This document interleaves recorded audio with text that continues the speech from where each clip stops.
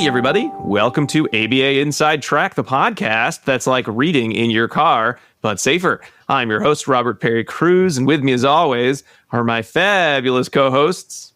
Well, hello there, Rob. It's me, Jackie. Wow. What was that? That was really special. And it's me, Diana. Hi. Oh, hey, everybody. I like that one. That was like your Barney voice.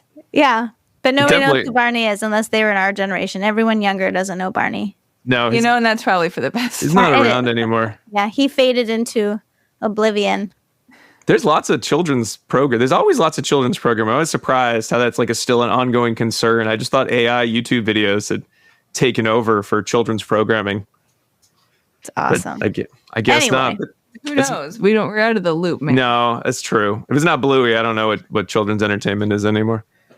But this isn't a children's entertainment podcast. It's a podcast about behavior analysis and behavior analytic research, where every week we pick a topic related to the field and discuss relevant research articles. And sometimes we bring on a guest. And I had a segue, and I totally forgot to do it. Can I do my segue now? Yes, and please then do. I'll introduce our guest. Yeah, So I was please going to do. say, there's such a diverse number of children's entertainment, Oh, or wow. diverse amount. I feel like these are maybe not necessary. No, I like doing a say. It's my thing. It's like my Bob's Burger of the day. You know, you just do it sometimes, right? Oh, no. But in any case, that's my segue, because we're going to be talking about diversity in ABA. And to do that, we're bringing on a special guest, Dr. Anita Li. Anita, thank you for letting me do 2 segues before introducing you on the show. Hello, I'm so special. That's right. Yeah, 2. Most guests, they get 1 segue. That's right. Just 1 and done. You got 2. So, you know. So whoopee. it's a diverse amount of segues. There you go. Oh, there we go. Whoa. We are really excited to have you here. Yes. I'm excited Well, to be here. Well, let's start with, for folks who don't know you and your writing, could you share a little bit about who you are? Yeah, so I'm Anita Li. I've done some publications in the area of diversity, and I'm really excited that the field has been really receptive to the work. I'm currently at University of Massachusetts Lowell, and we just found out we're all in Massachusetts. And so I've been here for, I think, 2 years now. And yeah, I think that's pretty much it for me. Oh, good. Now, how did you become interested in writing about diversity as something that you wanted to like research and then, you know, kind of iterate on other research and then do additional research? Like, what was that process like? So this is going to be a reveal just for ABI Inside Track. Ooh. Sorry, I my- just can't help it. Excited. My old white male advisor actually was the one who recommended some of these topics. And then I was like, this is actually really cool. And then from there, we kind of just kept doing more things. But one of his, so that was Al Poling, and he, I think, published one of the earlier papers looking at participation of women in behavior analysis. And something he really likes to point out is he has, I think, like maybe 6 or 7 other co-authors on that paper, and they're all women, and he's first author. The one male author is the first author in that paper. Oh, no. Oh, you know, it happens. But it was his first work in that, so I was like, well, I guess that's cool. But we got some ways to go.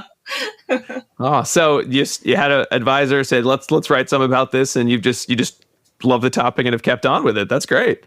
Yeah. And, I think it's been really cool that seeing, he did some of the older stuff, and we were kind of familiar with some of the older papers. And so we updated some of those things, and then we kind of just kept going from there and got creative with some of the things we were looking at. And I was like, yeah, this is a really cool area to actually see and evaluate. I think that's been my area of research, which I'm not good at picking one, but I like researching our field and what's going on in our field.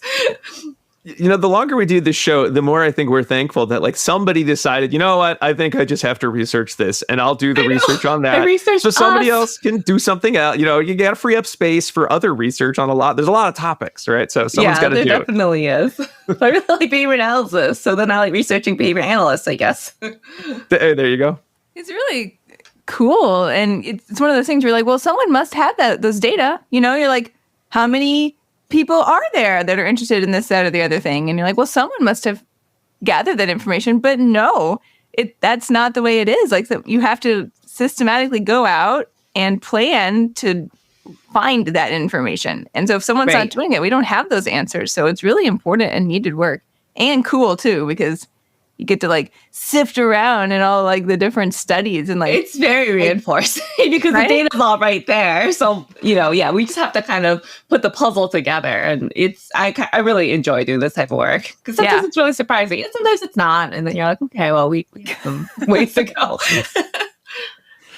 All right. Well, we have two of your articles that we will be discussing on the show. Dinah, what will we be talking about? Oh, sure. So we have two articles that were provided to us today by Dr. Li to review, and those include hot off the presses, participation of Latina women as authors in behavior analytic research. That's by Li, Curiel, and Mateus. That was published in Behavior Analysis in Practice very recently.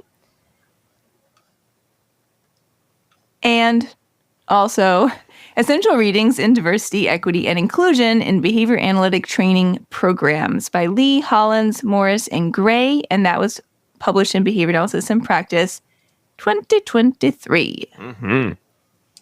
All right. Well, I'd love to start with your publication on Latina women in publications. So was there a reason that you wanted, when in looking in publication and publication history, that you honed in specifically on the participation of Latina women in publications versus, say, all individuals from Latin America, or just sort of women, or why that specific demographic group?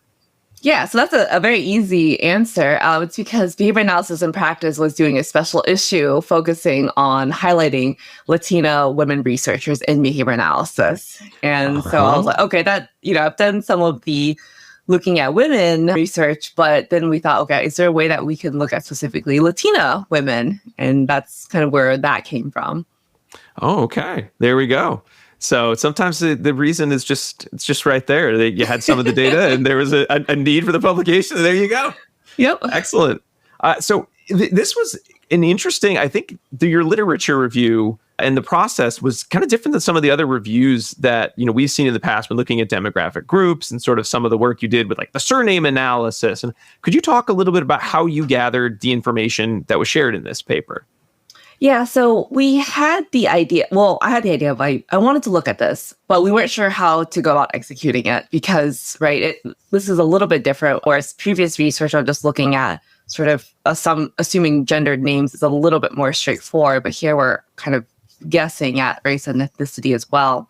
So I've done a little bit of research because, other people have done this type of work, and I wanted to see what was done previously. And, the short answer is people would review thousands of medical records, which isn't really as applicable as to research in particular. Some people have done some things with big data and specific software that could extract some of this information, but the methodologies were never very clear on how the software extracted the data, so it wasn't very replicable.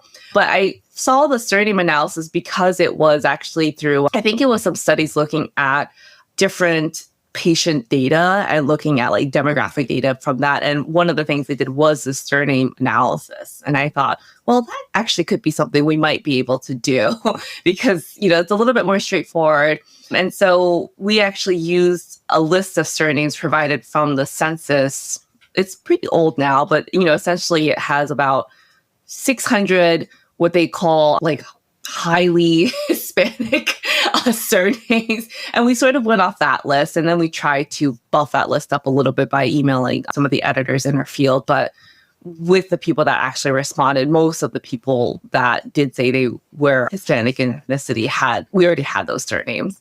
So it seemed like a pretty robust list. And the good news with that is we probably are underestimating some of the data. Mm-hmm. But yeah, that was kind of a really unique way of looking at it. And it was really exciting to be able to kind of pivot into sort of this different area. Yeah. So you had your list of names, you had your journals that you were looking into. So it was JABA, it's BAP, it was behavior analyst, used behavior analyst, right? I think that's on my list. Yeah, it used to be this perspective on behavior science. Oh, yeah, perspectives. Yep. I like the behavior analyst as a title. Perspectives on behavioral science. I did too. So hoity-toity, geez. Yep. What's and this then journal also about? JAP and JABA. Yep. And so you have your list, you have your journals, and then you just got the back issues and you had to flip through and like point to each one and write it on a piece of paper? Or Oh gosh. I guess one could do that. I don't love doing that. I try to be as efficient as possible with technology. And so and I'm sure there's more efficient ways to do this, but what we typically do is just create this master Excel spreadsheet with all of the authors' sort of name, last name, the title, like sort of everything identifying about the article that we could have. And so then using that, we did sort of return searches from matching our surnames. And then we did a manual kind of analysis of just making sure like what actually matched, what's kind of impartial, and, what's maybe not matching if we didn't do our formulas correct, right, in Excel. And so we did sort of evaluate to make sure that like partial names didn't count. And we were specifically focused on surnames, but we can't tell Excel to only look at surnames when we have both the first and last name in there.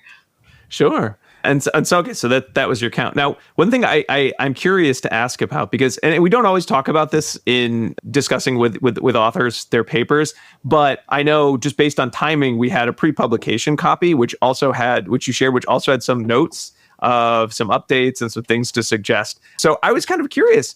Demographic papers always feel like, well, they're going to be kind of straightforward, right? The surname analysis was a great extra. So you were really trying to capture as much information as possible. And then you're presenting like, here's what we found. These are the numbers. These are the trends. But you had, kind of seeing some of the feedback that you received in writing a paper that could be straightforward or could not be. I'd love to hear sort of about what the writing process of that information was and how that kind of honed what your message or what the results were of the paper. Yeah, so I was pretty excited. We only had one round of revisions for this paper. So I was like, that's a big one. That's real good. Yeah, I felt very proud. So we did the surname analysis, but we also did what we call an institutional affiliation analysis. And that was also predicated from previous papers that really looked at where authors were publishing. And we wanted to have both because, surname analysis is one thing, but since this was a special issue about women in Latin America, we also wanted to see if we could provide some of that information and kind of address, what sort of the difference between the United States versus in Latin America. And, as some of the data suggests, and it's probably not surprising, but the majority of peer-reviewed research is published in the United States. So we kind of wanted to make sure we kind of did our due diligence to cover that, to showcase. So some of the feedback that our initial draft got was pretty interesting. This was actually a unique situation. I feel like I'm also like giving like the scoop, but our wonderful associate editor and our reviewer actually had some conflicting opinions on the draft. And yeah, so it was kind of interesting because I've never had that happen before. But we sort of, try to take everything into account of like, so their suggestions while also balancing, these were kind of two perspectives. One person kind of talked about how, well, the results actually seem pretty good. I think one of the things we found is that in behavior analysis and practice, there's like a 400% increase. But our paper initially kind of talked about like, oh, there's still a lot of work to be done here.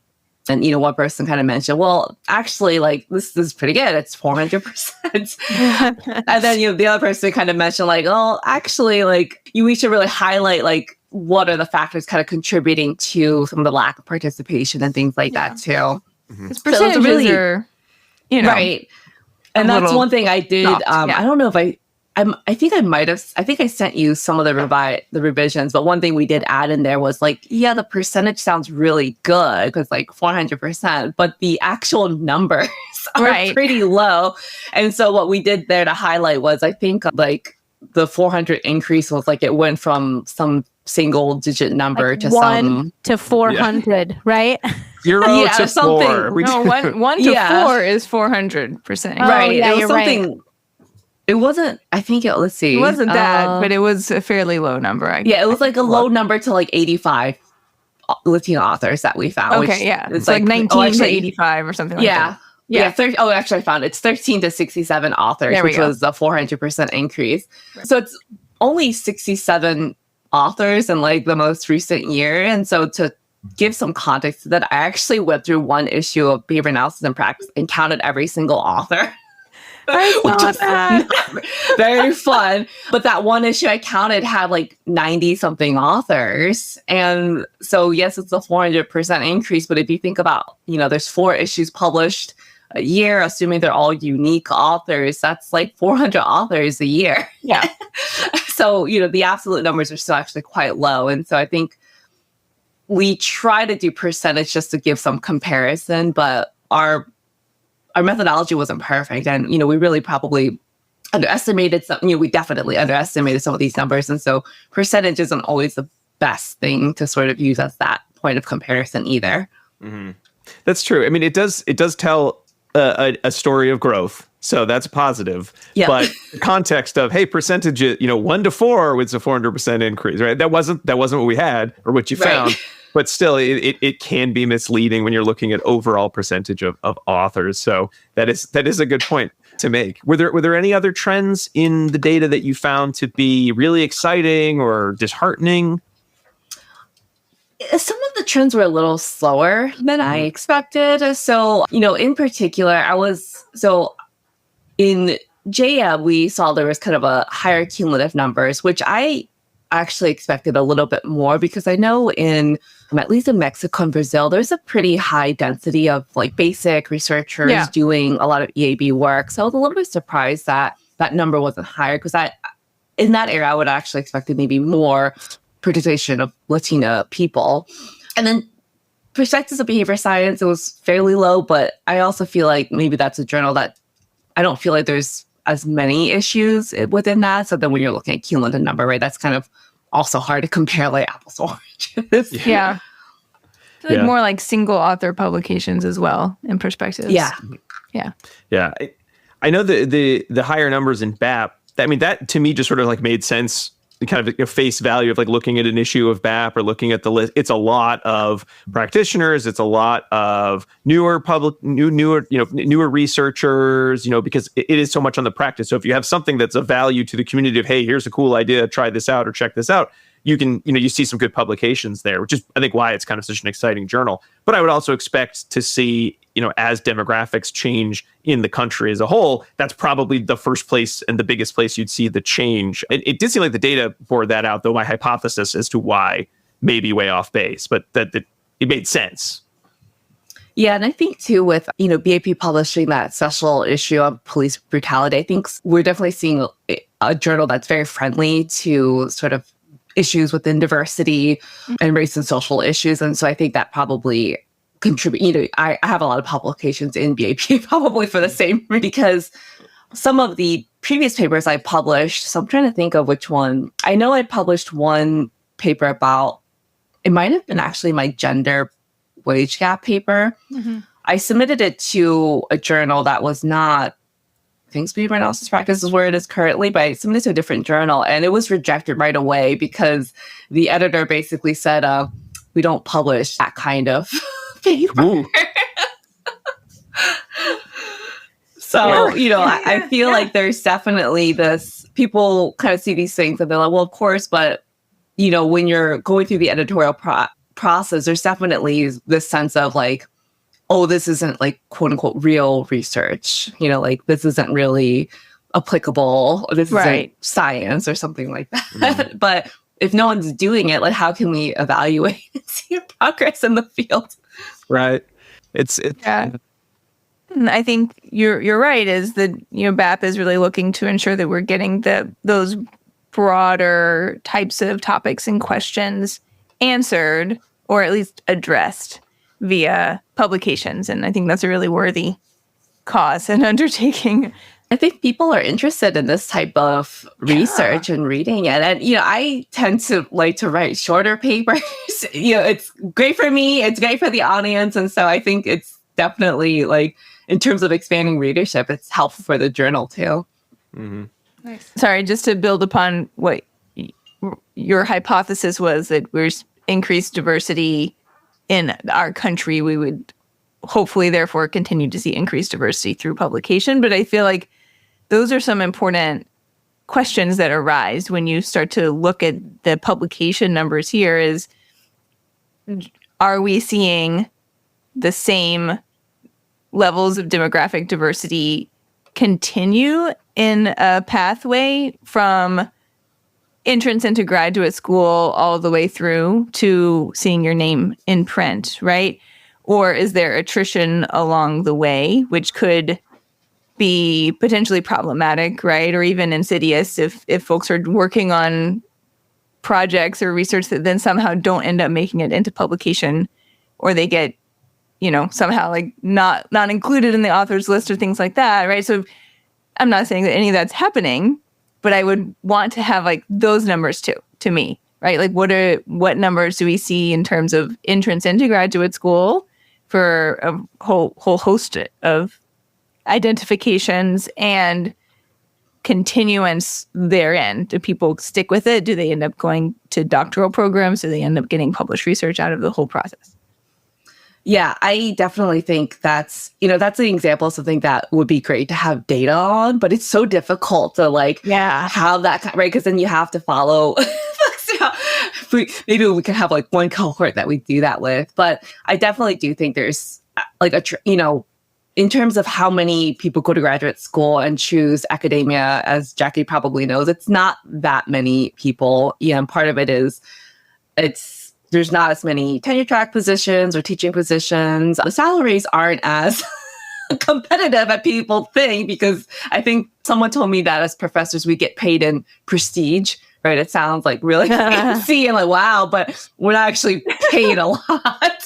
We get paid in flexibility. Exactly. Right? That's it. Not in dollars. Nope.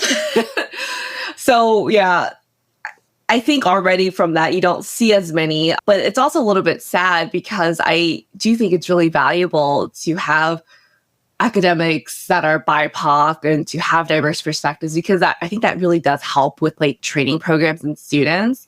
Yeah. But then academia in itself is not sometimes a great place to be. Of course, it's also a place that is very biased. And there's a line from a book that I can't source right now, but they call it the whitewaters of academia, because so many systems and policies are in place are there that your quote in there was just, I was like, oh damn, like that's such great. I read that, I was like, I need to put that in there. Like, that's so good. So it's difficult, and I've tried to tell some of my students of diverse backgrounds, like explicitly, like, oh, you would do really well in a PhD program, but at the same time, I also feel sort of like pressure to say, well, it's also hard to be in academia and to pursue their PhD programs. Like maybe they don't want their lives to be like this, because, so I go back and forth a lot between that, where I want to really see more of that diversification and get more people interested in the PhD program. But at the same time, I feel a little bit guilty because academia sometimes isn't a safe place for a lot of students of color and even women too. Well, you bring up a really good point there, Anita, in that context of, trying to increase sort of like percentage of publications or diversity in graduate programs. And sort of like the two issues that could be going on, one being these places are intensely biased. These places are not supportive of BIPOC individuals. There are too many barriers. I think you brought up a good point in the article about like language barriers, could potentially be a real hurdle for publications. But then there's also the piece of, and the numbers might be low because people actually get through all the barriers. Everything's great. They're super supported. And they're like, that job? No, thanks. Take that job and fill it. No, I don't want that. I'd rather be something else, something else in the field. And how do you getting all that information?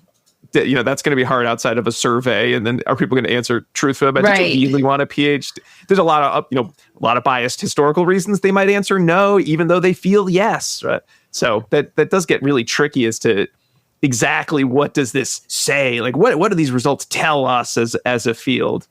So I'll actually use that as one of the examples of the feedback we got that was sort of at odds with each other. So one person mentioned, well, they have a lot of Latina students and they're not interested in research or academia at all. So I don't want to warp words, but essentially that's okay, right? That people of color don't really want to pursue that route.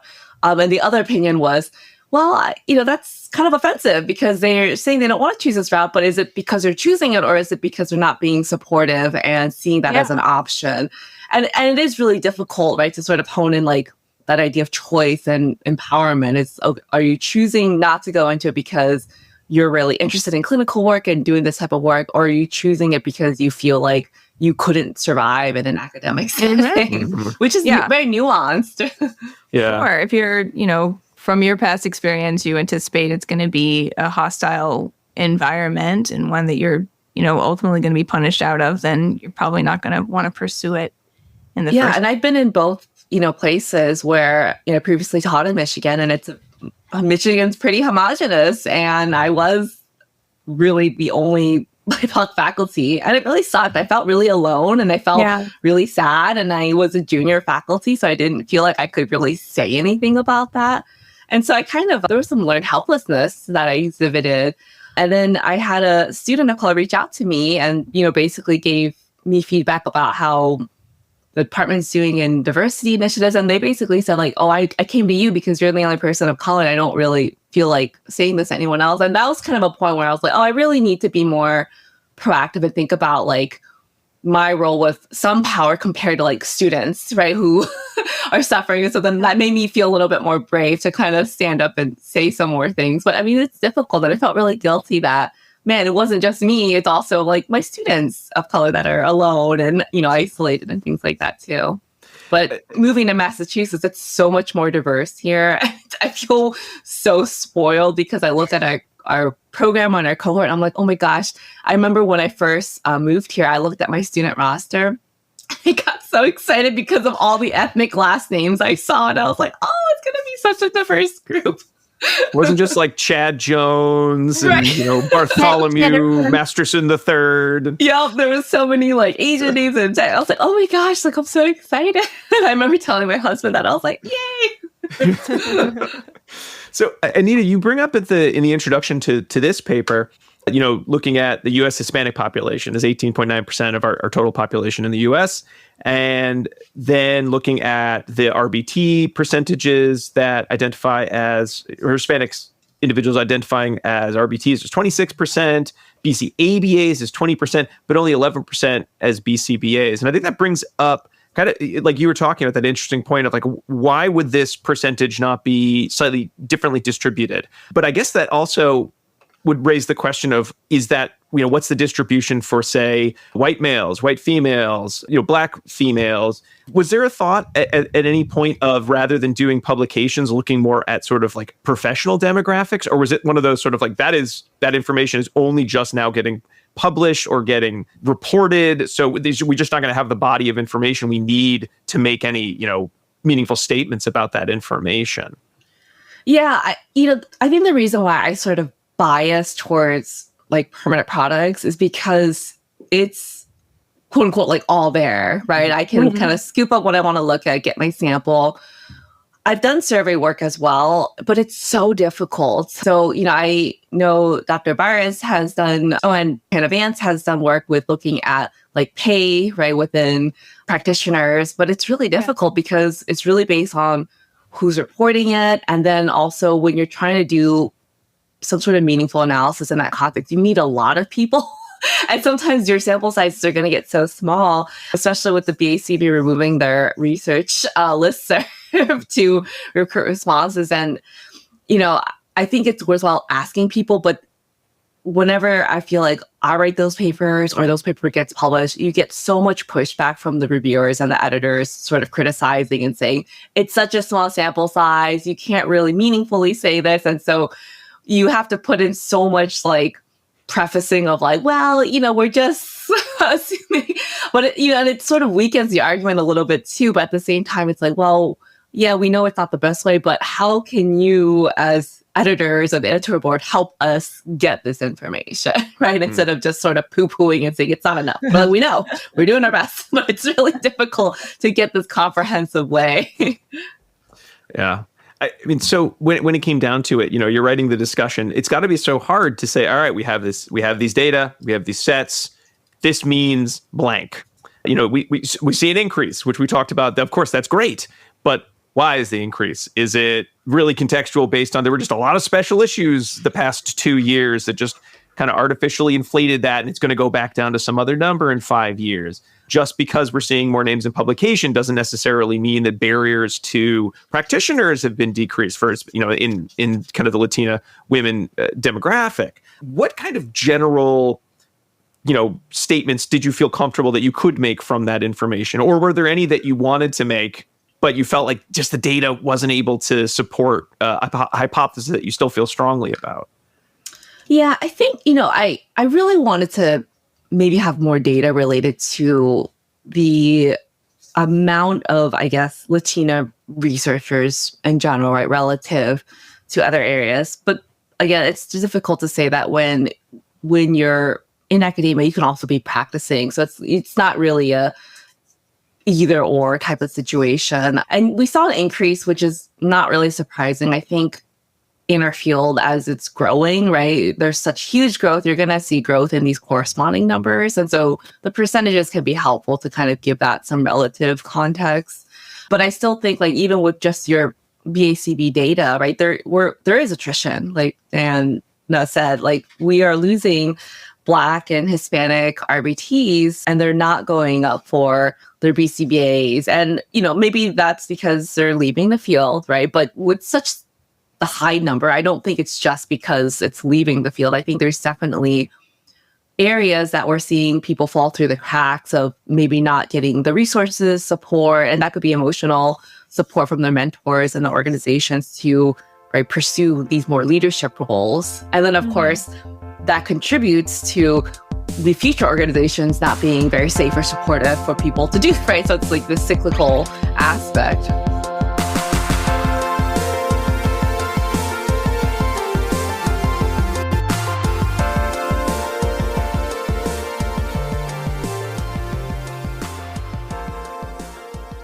Do you want to be a BCBA? Sure, we all do. Now you can come to Regis College in Weston, Mass. to get your graduate degree. Choose from any one of these courses. Masters of Science in Applied Behavior Analysis. Masters of Science in Special Education. Dual degree in Special Ed and ABA. Or be eligible for your postmaster's certificate. You can complete your degree and be ready to sit for the exam in 2 years. And our 2017 grads had a 100% pass rate on the BACB exam. Come enjoy practicum placement support, ethics mini handbooks, PhD-level professors, small class sizes, and a service trip to Iceland. If interested, don't delay. Supplies are limited. Learn more at regiscollege.edu. Again, that's www.regiscollege.edu, regiscollege.edu. One more time, www.regiscollege.edu. See you there!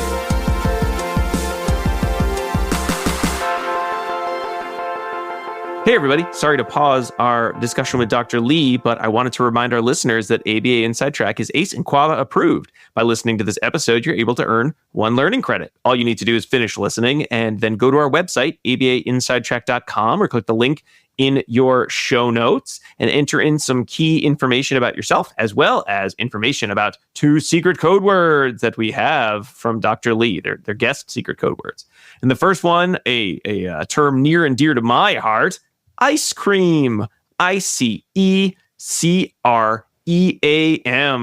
Don't put your favorite ice cream. That doesn't count. Just put ice cream, which we can all scream for. But if you want to tell me it, you can email me at abainsidetrack@gmail.com and tell me your favorite ice cream. Yeah, that's a separate email, though. Mine is coffee or mint chocolate chip. Those are great ice creams. We had a mango the other day at the library. They were having a summer reading kickoff, and we all agreed, let's get mango because it will be refreshing. And it was pretty great. I assumed it would be like too fruity, but it was like great. Mango ice cream was good. Not my favorite, but I'm just putting a plug in for it.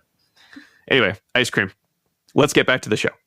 Well, kind of speaking of growth and opportunities, let's switch gears a little bit and talk about your other paper on DEI readings in behavior and analytic training programs, which I love these articles. I love any article that gives me a list of like, these are the coolest articles that you should totally read in the field based on this topic, because then you get to play the fun game of, checklist. How many of these have I read? How many of these have I assigned? If I haven't, I got to go read them and assign them. So I always appreciate these. So thank you very much for writing this article. I just want like a master list. Oh, I love it. Have you ever seen those like posters you can buy? And like, it's usually like movies, right? And you scratch off the poster. That's a good idea. I want that for like the essential DEI articles or the essential behavior analytic articles. That's a good merch. I mean, ATPA should do that. Yeah. Oh my God, they should. Rob's a completionist, so like anything where it's like you can get the full set, that he wants to get the full set. I love that idea. If someone suggests like you should probably read these 10 articles. I'm there. You know that's what he's about to do. So if you do read the articles, I think we might be onto something with the scratch off poster.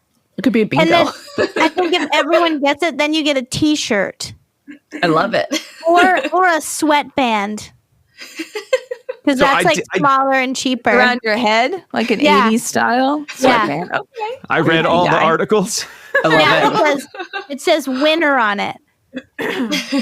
This is a really good idea. You know what? Okay, there we go. We got to do some ABA Inside Track. I read all the articles merch. I think that's when you release this episode, you can say we also have merch. Yeah, right. I did once research how could you make your own scratch off poster, and it did seem doable. It is doable. It seemed like a lot of work for a niche product, but I love it. So, in any case, so in this article, but I know one question that kind of came to mind was, how do you think increasing the amount of DEI readings in the training programs does or does not create a more diverse behavior analytic workforce? Because on its face, it seems like, there's nothing wrong. I would see no reason you wouldn't want to be increasing the number of diversity, articles about diversity in our field, looking at different groups. However, it doesn't necessarily mean that we now have more diversity in the group. Like there's not necessarily a one-to-one correspondence. Kind of, what are your thoughts on that kind of trend overall? Yeah, that's a great question. I think for something like this, I would say I'm hoping it always sort of affects students, right? To see names like theirs reflect in the research they're reading. But I think what would maybe have a larger impact is to the faculty assigning these papers. And I know this is an area that's gotten a lot of attention recently. And I know there's a lot of maybe older or more senior faculty that are really interested in this area, but they don't touch it because they're really afraid. They're really afraid that they're going to get things wrong or they're going to get canceled. And so part of the reason of publishing this was well, here's some examples, right? Here you go. That's very easy. This is what people have said. And the other thing about sort of diversifying the types of authors and researchers is also to add this level of intention for the faculties who are the people in power, right? That are really contributing to what students are learning and perspectives. And I found for myself, that's been really a helpful exercise of even just looking at who am I highlighting? Where do they come from? And, no offense, Greg Handling is wonderful, but he's going to be cited all over the place, right? What if someone else had a different perspective or doing this type of work, right? That's related. And maybe I should consider adding their paper or maybe highlighting what they're saying, right? Because with diverse researchers, you're going to get diverse perspectives as well. And I don't really feel like I have to do this as much anymore. Whereas 5 or 6 years ago, I would sort of do that check on myself. And I'm like, ooh, Anita, it doesn't look good.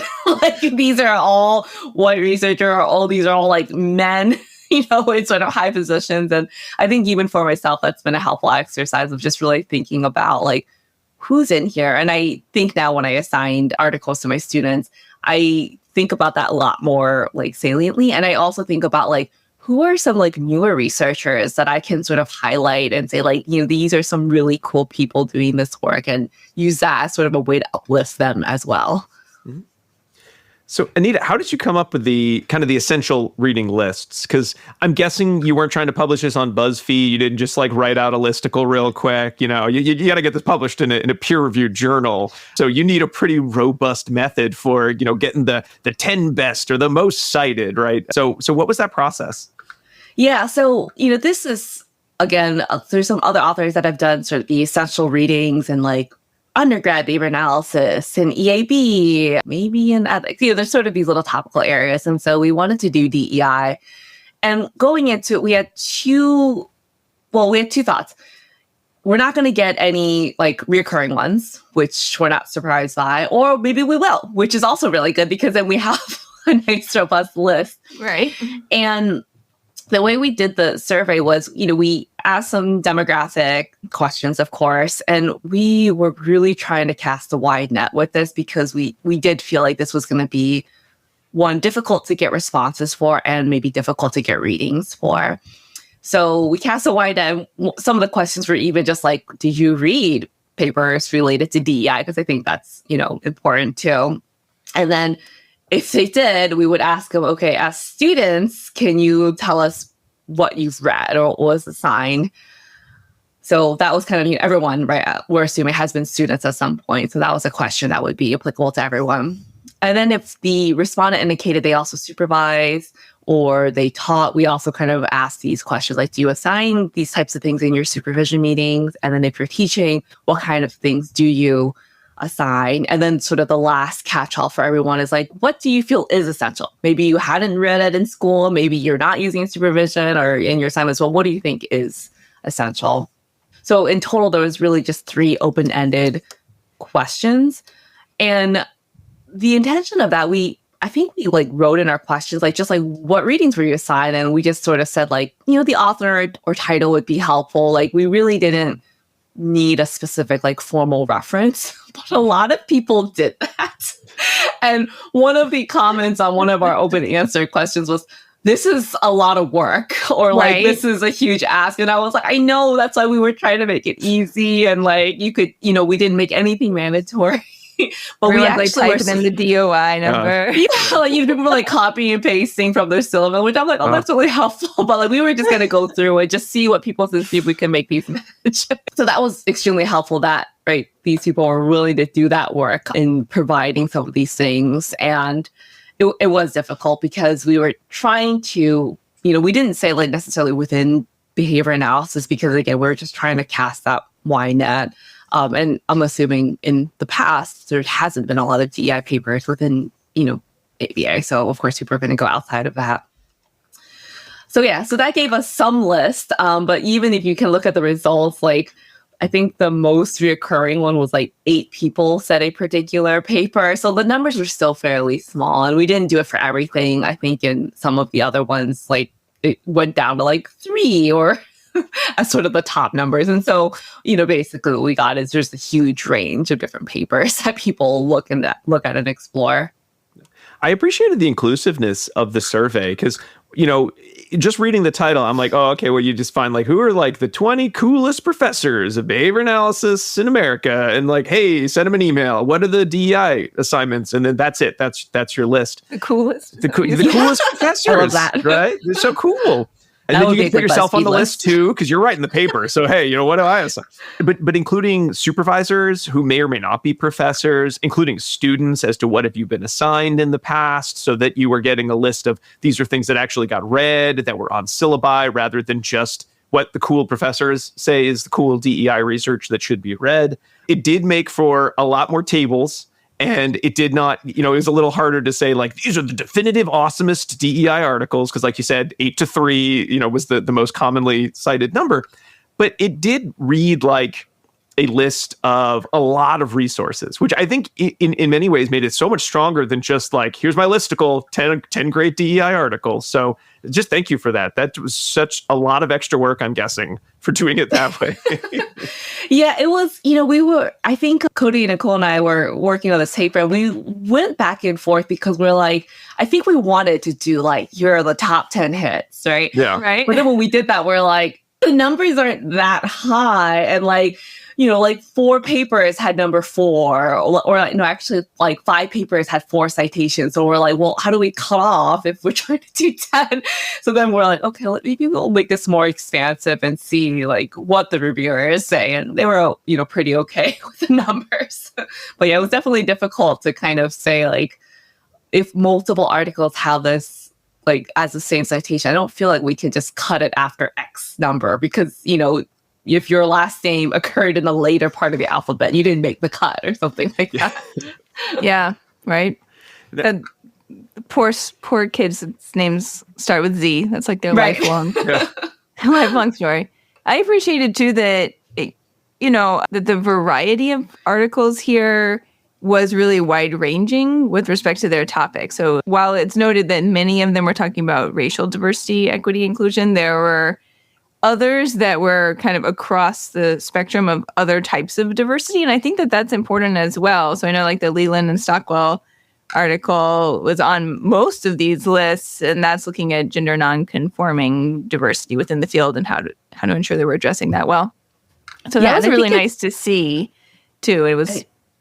I think it's also cool seeing these people sort of do their due diligence of like Werner's actually a great example.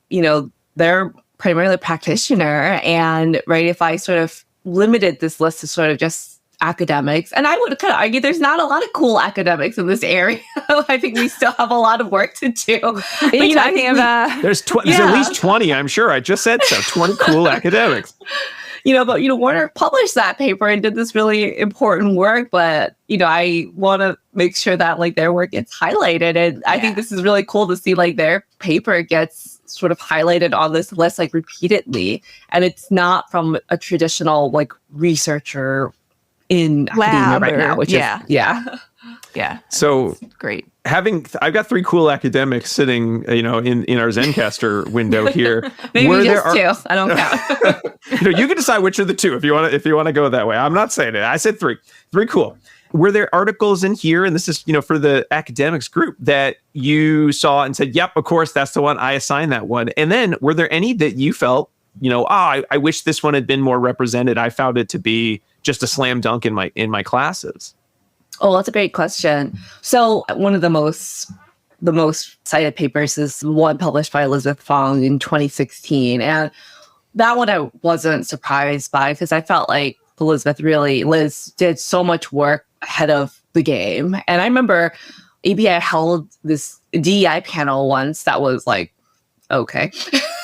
But Liz, she was running late for this panel, but I remember seeing her run down the sort of the hall to get to this panel. And I remember thinking, I was like, who is that? And I was like, she's Asian. I was like, I literally thought that. I was like, she's like me. And I was like, who is that? And that's kind of my first time knowing about her. And then I sort of looked at all her work and I was like, oh my gosh, she has done so much work in this area. And I know people kind of talked about me publishing this, and I was like, no, pretty late to the game.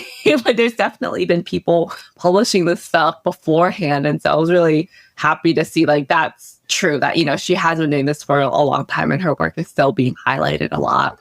In terms of papers, I guess this is part of what we were asking for. We're kind of looking at particularly focusing on DEI topics, specifically. So I think we kind of missed some papers that were maybe what I call DEI adjacent, maybe. So Rocio Rosales has published a lot on looking at linguistically diverse families and working with them. And I feel that paper is one that I'm seeing a lot more citations towards now. But that would have been a really cool paper to see right here. But I think at that time, it didn't quite meet sort of the keyword things we were looking for. And so maybe sometimes people didn't think to kind of include those things because it's not so DEI conceptual focus, but that's I think a huge example of DEI in practice and application. For me, we actually use a lot of these articles in our graduate coursework, but I had not seen what. That's a flex. Oh yeah, I'm too old. I'm like, what does that mean? You're all cool academics. You can flex all you like. I'm there. Because you're cool. But I had not actually seen the Korniak article about the discrimination. And so that I pulled out and I was like, ooh, read it and added it to my fall syllabi. So, that's how these papers are really helpful. And that's really cool. Right? Because it gives us a one-stop shop to be like, okay, where are we? How are we doing? And so that I always appreciate that. Thank you. Yeah, that's really exciting to hear. And I think it's there's definitely a lot of papers here where I'm like, oh, I didn't think about that one. Or I'm like, oh, that's cool that that's in there. Or, okay, that's, interesting how people are using this for that, but not something else. I will say, when we first, I tell everyone this story, but when we first started soliciting respondents from this, I was not looking forward to that. And I don't think I explicitly said this to my co-authors. I was just kind of like, you know, that Ben Affleck meme of like him smoking the cigarette outside. Ugh. Like that was how I felt. I was like, ugh. I feel that so strongly whenever I see that meme. So I actually asked Cody Morris to be like, hey, could you send out the recruitment script? Sometimes I don't like to use social media a lot because it can be very like, it's very demoralizing. Like, it can be demoralizing, and sometimes it takes so much energy. And I'm like, I just wanted you to like this. I don't really want to follow up or like communicate. I just like, here you go. But Cody, thankfully, was great, and he was able to sort of recruit and disseminate. So, and Nicole also did it. Actually, Nicole did more of the Facebook posts and like LinkedIn posts and that. But Cody did the teaching with behavior analysis listserv, which I'm glad he did, because are you on that listserv, Jackie? No, I don't know why. Because sometimes it's a bunch of old people just sort of bickering about things. But anyway, so we sent it out to them. Yeah, I was on a listserv at one point, and it was too much. It was taking too much of my emotional time, so I just removed myself. Yep. But maybe it was that one. It probably was. So Cody sent it out to that listserv, and of course, someone replies like, ugh, like, what does this mean? Or like, what is this asking about? Like, I actually do. That was a few years ago. And I remember that. I was on the listserv. Yeah. And I remember these comments. This survey, the reason? I think it might be. You know what's funny? You are right. This survey was the reason I removed myself from the listserv. I'm sorry, I caused you emotional damage. The response to the survey. I know. The responses. The responses were ridiculous. Yes. And like uncalled for. And yes, I unsubscribed immediately. I was like, I can't handle this. So funny. No, yeah, and you can see I actually did a little call out from that. A reviewer actually recommended to do that. We were gonna not say anything, and I was like, "Oh, that will just be a story I'll tell people." Like I was annoyed, but a reviewer actually said, "Like, hey, when you were soliciting your responses, you had this issue. You should put that in your paper and say that." I was like, "Okay." But it was very like, oh. It was, and I actually reached out to Cody and I apologized. For some of the responses, and I was like, this is really disgraceful. And now I'm remembering. It didn't I didn't put too much together.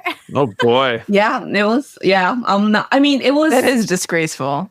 It was like not surprising because I was like, oh, this is why I didn't want to like deal with this. Right. But it was also like really cool seeing a lot of people respond and like sort of defend and like say, this is it. And I was like, well, that's cool too. But I'm also like, I'm tired. I just want to like, right. I just want to collect it. Please just fill out the survey.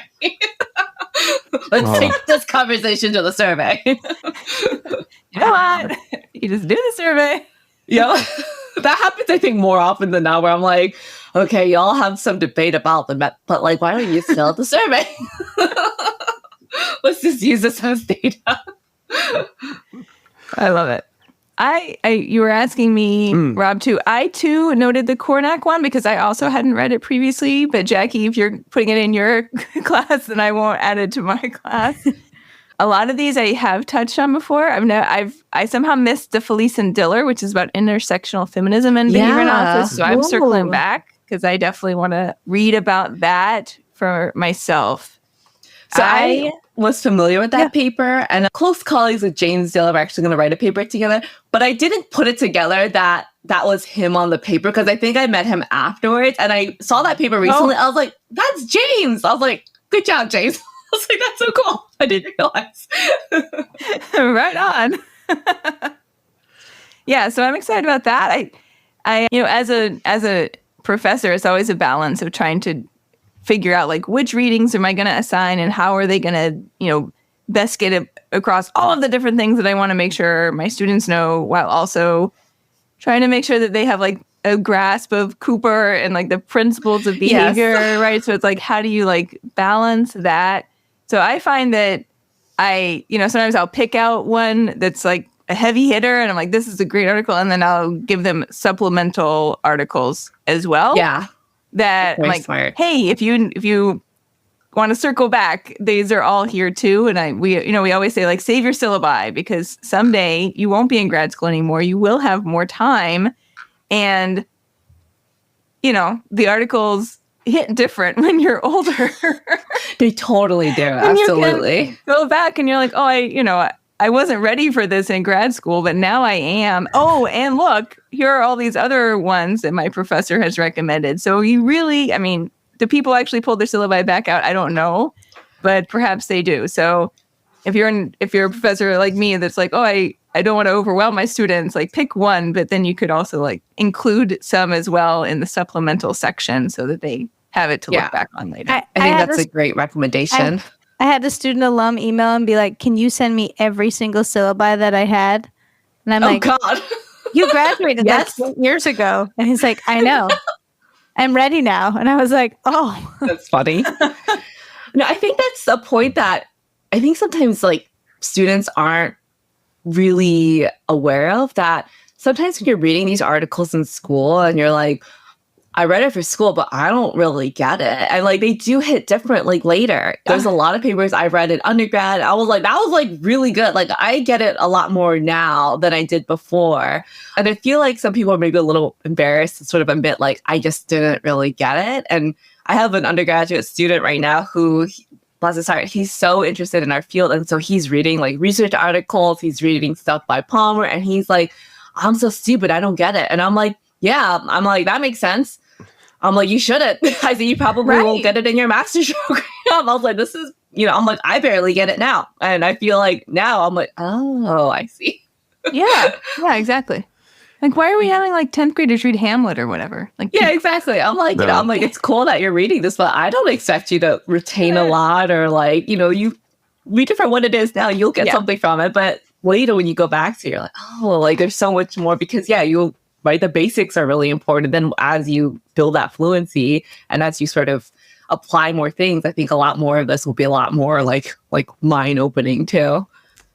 One time I had signed an article for multiple years in our basics class, and I was like going over the graph, and then I actually got it during class. Like I actually then understood what the graph, and I was like, oh my gosh, everyone. And everyone's like, I love it. What's happening? I was like, I see it. And I was like, look. And they're like, you didn't get it before. I was like, I thought I did, but obviously not.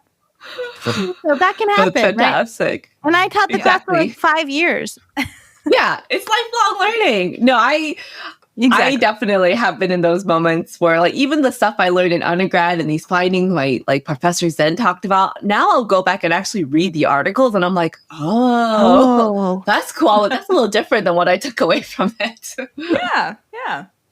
But that's okay. And you're right. Folks. Like it is lifelong learning, and we professors can also be good demonstrators of that too by continually revisiting our syllabi, looking at the types of articles that we're assigning, the authors of those articles, the messages. And, every year I go through and I like revamp. I'm like, how can I make this more diverse? Where's there's a newer version that it's time to bring in?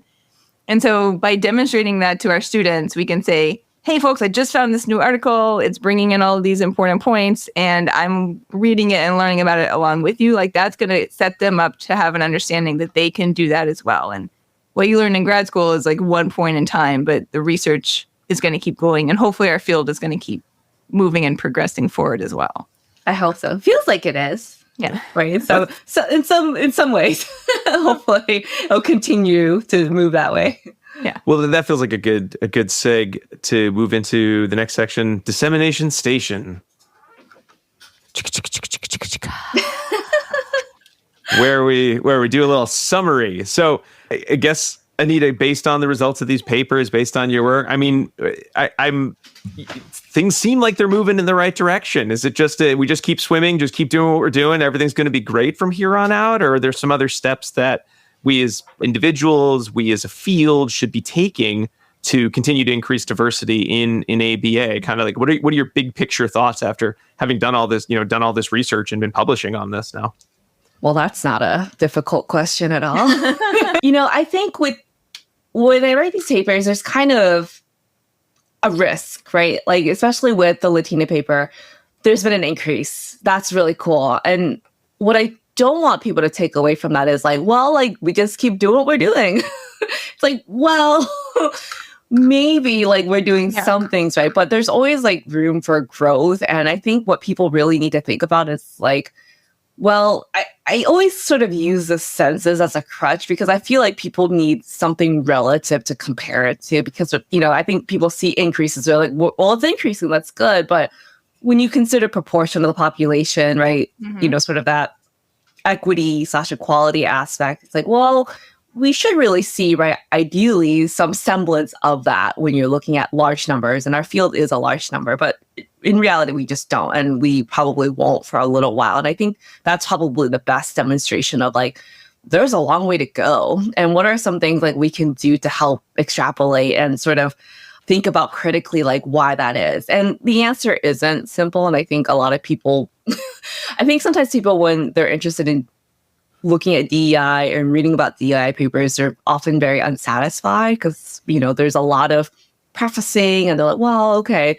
But yeah, like our society is very complex and there's so many intersectionalities and there's a lot of these confluence of influences. Like it's never going to be simple. And I would rather people sort of just start to think about this stuff more critically and seeing like what are these little small changes and interactions that they can do that maybe would help support one another, right? And also try to, you know, like that the corny Skinner quote, like make the world a better place for like not just ourselves, but you know, we want to be good people in doing that, what that might look like. So last question, if someone who, you know, understands the complexity, there's still a lot of work to do, they say, okay, I don't know anything about DEI. I want to read an article and then I want to have an activity that goes with that article. Which from the list, or maybe not from the list, might you recommend? And then what should they do? Because they can't all go make a podcast about the article they read, because that's what we do. I guess they could. ABA Insight Track. They could just listen. Maybe something active though, rather than passive. You know, they read it and they should what with it? Like, what would be kind of a good activity you'd recommend for a student or someone new to DEI research? Oh my God. Why would you ask the hardest questions at the end? We're going to spend the whole time just talking about these two questions. Oh, you can write a journal, you know, of your, I don't know, write your reflection thoughts. I mean, right, it doesn't have to be too complicated. They don't have to do a thesis on it. I think what I would recommend, and I hate that you asked me this question because I can never say her last name because I just know I say it wrong every single time. But well, it's not below. I know it's not below. Oh, Lauren Beaulieu. Beaulieu. Okay. Thank you. I've been taught, and I can't. Beaulieu and Jimenez Gomez's article. And then there's one where Jimenez Gomez is the first author, and then it's Beaulieu. I think one of those two papers are probably one of your best like starting points, especially for someone who's really intimidated about DEI work in general, because I think theirs is a really good place to start because it focuses so much on that self-reflective component and sort of how that might influence your practice. And I would consider very gentle. And I think like that's really the first step of like, I think sometimes people want to be told like, what should I do to others to be like sensitive? But part of it is sort of recognizing where you come from and the hardships you've experienced and how you wish things were different and so forth. And I think those would be probably one of the best papers to really start. And you really use that as that opportunity of identifying like your self-reflective, like what were parts of your life that were difficult, right? Your identity as a woman, your identity as, you know, someone who moved to the South, who did not come from the South originally, like all of these things contribute to that. I think sometimes people really just focus in on race and ethnicity, but it can be things like C.C.S. It can be, you know, your physical abilities and so forth. And I think that probably helps a lot in terms of making people really see and kind of take that perspective of why this content is important and how it's also just not limited to what, you know, superficially people think DEI is.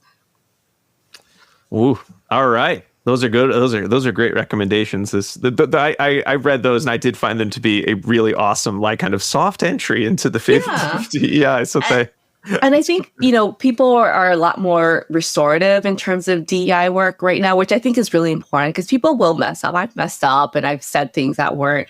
And I talk about those and I tell my students like, I messed this up and that was really embarrassing. But like, it's hard, but you still want to keep going, right? Because otherwise, if you don't, then you're not doing anything towards it. It's a shaping process. Right. Well, Dr. Anita Li, thank you so much for coming on the show today, for sharing all your insights as one of the cool academics. It was great to have you here. Thank you so much for having me. It was great if to be able to talk if folks want to reach out for recommendations for articles, or if they have one that they think would be a good one to add to the list, is there a place that they can get in touch with you, or the list is closed? No. The list is that's the list. No, I mean, this is kind of like the cool thing about this type of work is if you're interested in adding to this list, right? Cite the paper and say like, actually, this is what they said, but here are some other essential readings. And I think it's sort of this nice way of like ongoing contributions. And right, regardless of, you don't have to be a fancy hoity-toity PhD to do that. Like you might be aware of things that we're not aware of. And so I highly recommend you can contact me through my university email, which is Anita_Li@uml.edu. And if you're ever interested in talking about stuff like this or just for resources, I'm always open to those emails. Once again, thanks to Dr. Anita Li for coming on the show and talking so wonderfully and coolly about her research on diversity in ABA. But before we wrap up, let's move to the last section of our show, pairings. Diana, take it away. All right. Pairings is where I tell you about other episodes you might want to check out if you enjoyed this one. And I have several that I'd like to mention for you in no particular order, not even numerical. They include episode 94, where we discuss gender diversity in ABA with Erin Donovan and Kristen Lancaster. Episode 45, Women in Behavior Analysis with Devin Sundberg. Episode 100, History of ABA with Gina Green. Episode 104, Culturally Competent Assessment with Liz Hughes-Fong. Episode 71, Cultural Responsiveness with Solandi Forte. Episode 246, Trans-Affirming Care with Werner Leland. And finally, episode 128, Diversity and Inclusion with Adrian Bradley and Kat Jackson. Quite a selection, star-studded. I will say, if you look at the list of like the top 10 most cited DEI papers in programs or supervision in Dr. Li's paper, there were 2 books and 8 articles. Of those 8 articles, we have talked about 5 of them on the show. So let's add it to the list. Let's add it to the list. The last they're all cool, but like the last most cited grad DEI papers. We'll just have an episode and just wrap it up. We'll close the loop. We'll get the checklist. We'll get the poster and the headband and t-shirt. Okay. Headband, the winner headband.